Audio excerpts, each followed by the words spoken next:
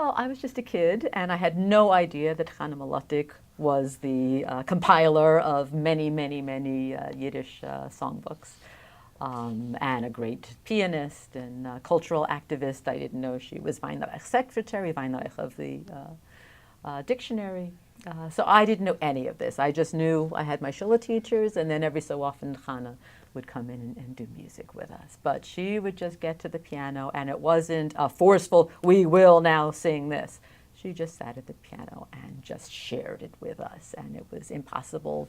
Well, I guess some of my classmates didn't really love it, but that was the part that I really looked forward to. And she just knew every song and could just play it in any key and play all kinds of music, and mostly we were doing holiday music, whatever the next holiday was coming up. And she would teach us the songs to perform them.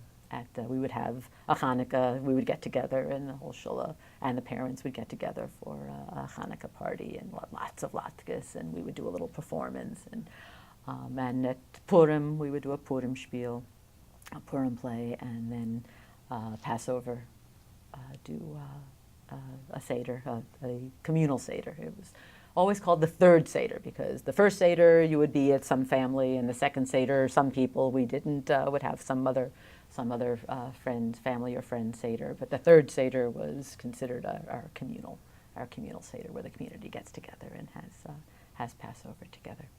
And Chana would be again just bashing at the piano, not bashing, just playing wonderfully on the piano, and that was a great memory. And sometimes, actually, when she couldn't make it, her teenage son would come along. And again, I didn't know, well, he was going to grow up to be Zalmen Mlotek, who also has done major contributions to the Yiddish music world. But to me, they were just Chana and Zalmen.